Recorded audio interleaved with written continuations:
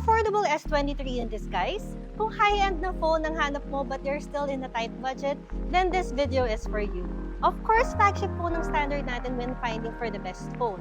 Pero alam nyo ba that there are phones that have comparable features to flagship phones gaya ng S23, pero hindi masakit sa bulsa? Today, we are taking a closer look at two phones from the Samsung Galaxy A series.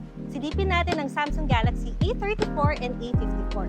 Ano nga ba ang pagkakaiba? And masasabi ba natin na mala S23 in disguise ang datingan nila? So let's take a closer look.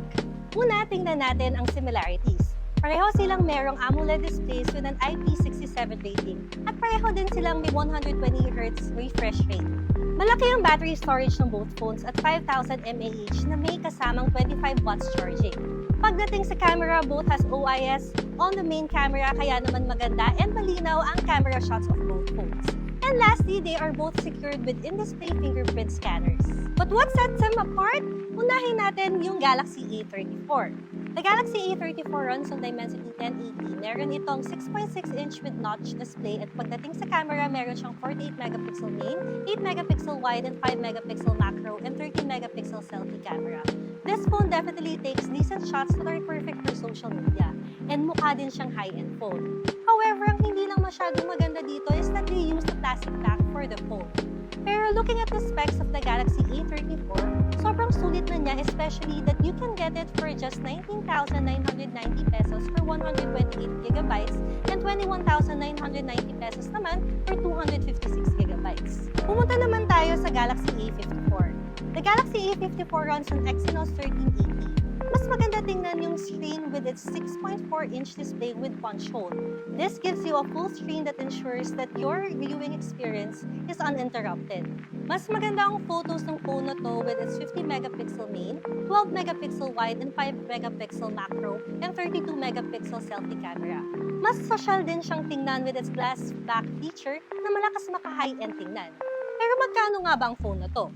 You get these features for only 24,990 pesos for 128GB and 26,990 pesos for 256GB.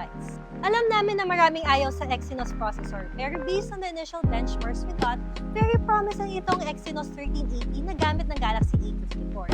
Di hamak na mas maganda ang performance niya over the Dimensity 1080 ng Galaxy A34 and roughly, mas maganda ang performance ng Exynos 1380 over the fan favorite Snapdragon 778G. Maganda yung potential ng Exynos 1380 to the point na pwede siyang makipagsabayan sa mga previous generation flagship processors. Take note na di pa namin siya nare-review completely. Pero again, very promising siya.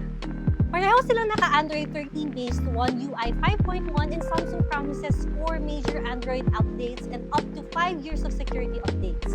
Sobrang panalo na yan for an upper mid-range device. Now, pumunta naman tayo sa pictures. With all the specs mentioned, ang tanong, maganda nga ba sila kumuha ng photos? We took both phones for a spin and here are the sample photos.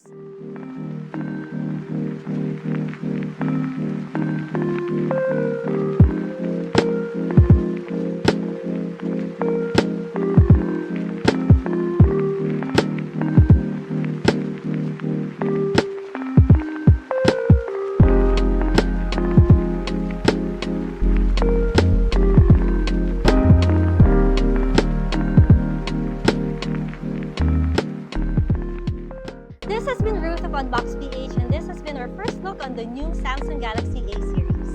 Tell us what you think and don't forget to like and subscribe.